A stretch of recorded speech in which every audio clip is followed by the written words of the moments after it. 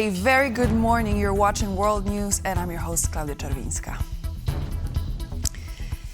British Typhoon fighter jets have flown over Poland in their first NATO air defense mission following the violation of Polish airspace by Russian drones last week. Two of the RAF Typhoons patrolled the Polish skies as part of NATO's Eastern Sentry, aiming to bolster European security. The jets took off from a military base in England on Friday night with the objective to deter and defend against any possible threats coming from Russia. Following their mission, the jets returned to the UK early Saturday morning. The British Defence Ministry announced the mission via a press release, adding that London's partnership with NATO has never been stronger.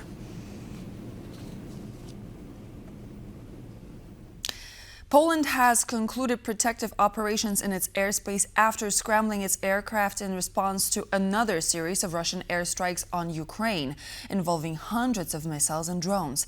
This comes as Germany and France are deploying their own aircrafts to patrol Poland's airspace following an incursion of Russian drones into the country last week.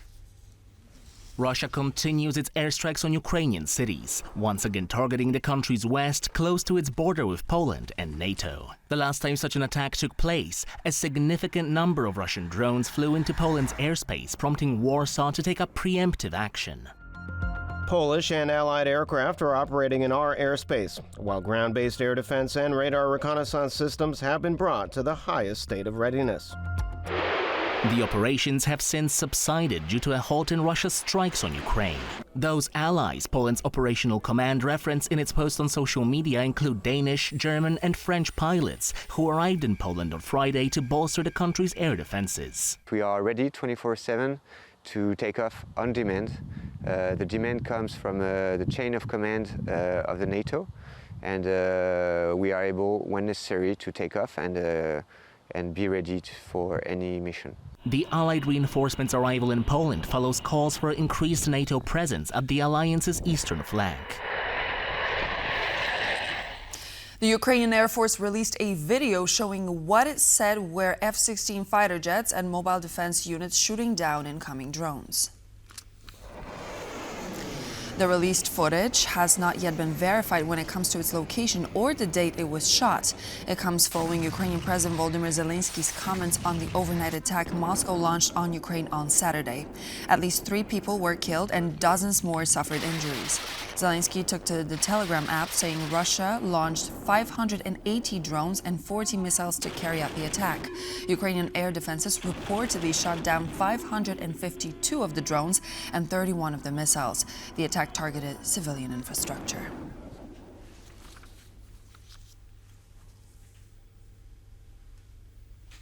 Czech President Petr Pavel said that despite risks of escalation, it is not possible to give in to evil, advocating for shooting down Russian aircraft and drones that enter NATO airspace. This opinion has been echoed by Lithuanian Defense Minister Dovilė Sakalienė, who called on the alliance to take Russian provocations more seriously. I must describe this as an extremely irresponsible behavior, because violating airspace is grounds for activating defense mechanisms and thus shooting down such an aircraft. And surely, no one on our side or on the Russian side would want that. I believe that at this time we must be absolutely clear that if rules are broken, we must respond appropriately, including militarily. Russia will very quickly realize that they have made a mistake and crossed acceptable boundaries. But unfortunately, this really is balancing on the edge of conflict. But it is simply not possible to give in to evil. Following recent incursions of Russian drones and aircraft into NATO airspace, Czech President Petr Pavel said the next time a Russian aircraft violates NATO airspace, it needs to be shot down, just like Turkey did in 2015. In a TVP World interview, Mark Toth, a U.S. national security and foreign policy expert, said NATO needs to take a firm stance and not let Russian provocations go unchecked. We can't ignore that a powder keg is building here that could explode. But I think it's only going to explode if NATO allows this to go unchecked. If NATO takes a firm stand right away and does what the Czech president was saying and basically shoot these things down if they cross into NATO airspace, I think that prevents that powder keg from happening, and that needs to happen. I'd go a step further. These are only happening because Putin thinks he has a green light. Obviously, my country needs to do more. Trump needs to push back against that. His statements to date haven't been sufficient in doing so. He's still sending green signals, whether he gets it or not, to Putin to keep doing more of the same.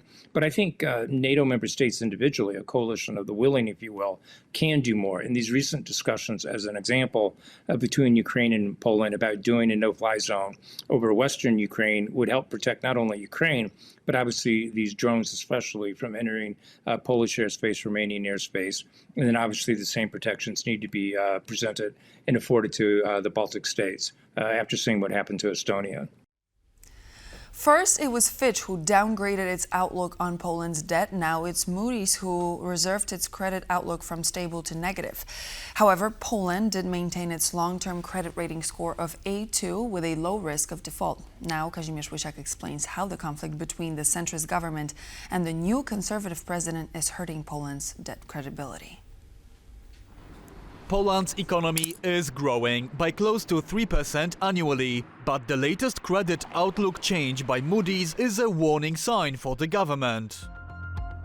If the government is unable to address spending pressure and hurdles to raise revenue, it would denote weaker fiscal strength and policy effectiveness compared to our current assessment. The agency says the main reason behind the change is the ongoing conflict between the centrist government led by Prime Minister Donald Tusk and the conservative president backed by the opposition Law and Justice Party. Your veto, Mr. President, blocked a bill which included much more regulations than just social benefits. I'm surprised now to see criticism from the government. Karol Nawrocki has already vetoed more bills in the first month of his presidency than his predecessor Andrzej Duda in a year and a half. And that attitude doesn't make it easy for the government to lower Poland's record-high deficit. The agency is stating it looks as if the outlook for Poland, for the fiscal policy, would be such that whatever the government would like to do to cut the budget deficit, the president will veto it, and therefore there will be no change in the dynamics of the increase of the debt. The credit rating shows how much investors can trust Poland to pay off its debts. The lower the rating, the bigger the interest rates the country has to pay when borrowing money. The credit outlook, on the other hand, is more of a yellow card, and it can have tangible consequences. The message is the following.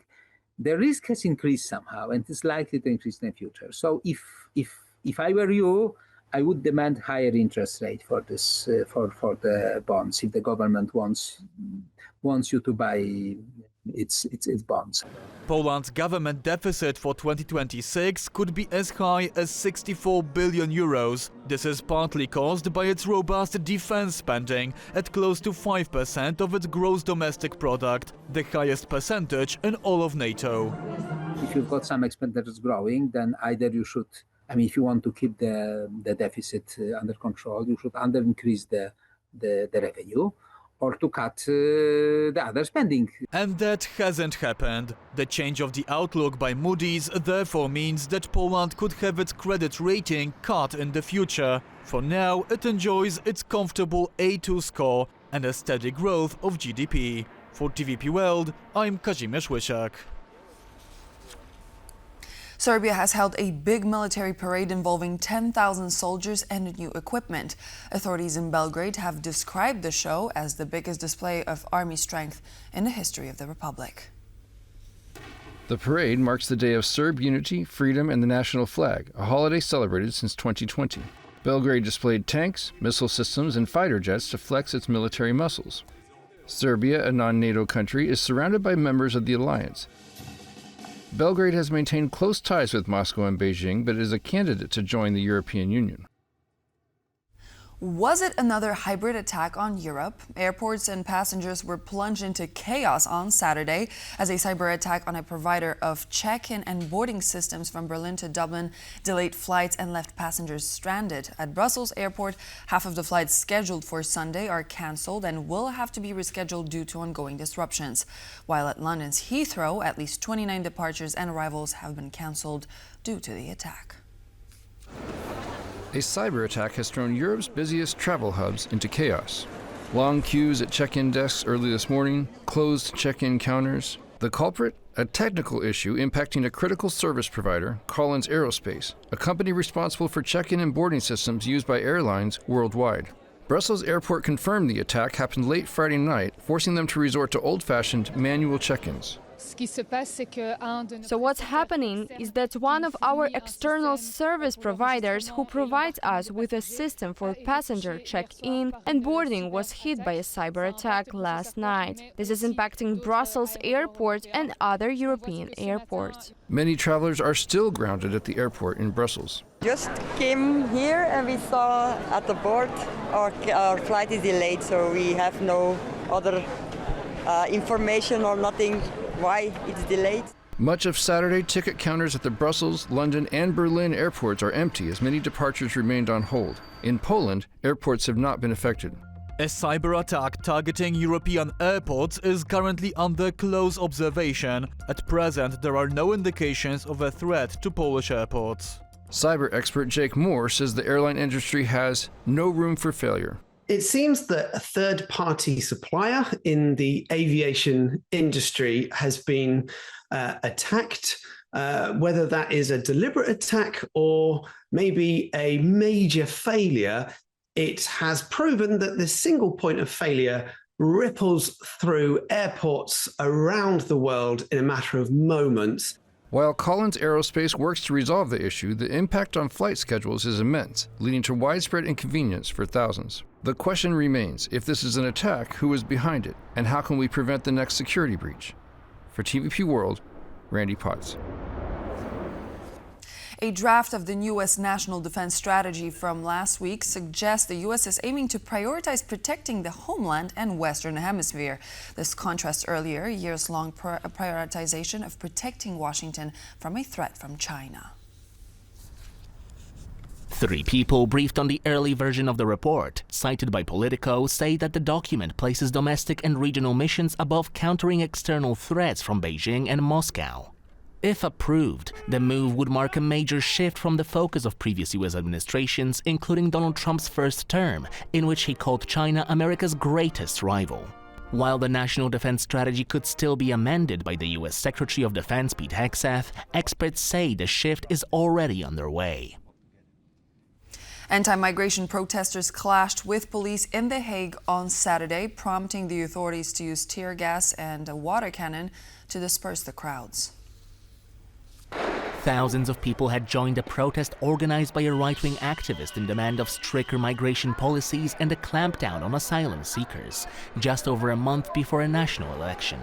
Local reports say large groups of protesters, many waving Dutch flags and flags associated with far-right groups, clashed violently with the police, throwing rocks and bottles. Anti-migration populist Geert Wilders was invited to join the protest but did not attend, instead denouncing the demonstrators' clashes with police, calling the use of force against police utterly unacceptable in a post on social media. Bulgaria has set a new Guinness World Record for the largest dog cake in the world. The culinary creation weighs an impressive 305 kilograms and 800 grams and can feed up to 300 medium to large dogs or even as many as 3,700 chihuahuas.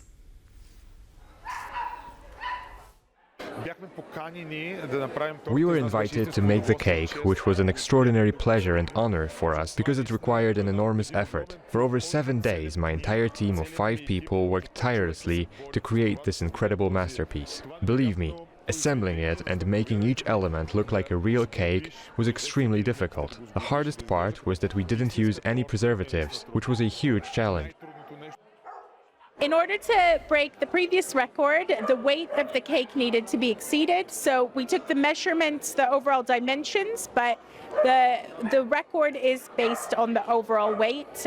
So what we did today was, because the cake is on a table, we had taken the weight of the table to subtract it from the final total, which gave us a total of 305.8 kilograms. And so this happy news from the Doggo world marks the end of our news service. Thank you very much for joining, and I hope to see you back in just a moment.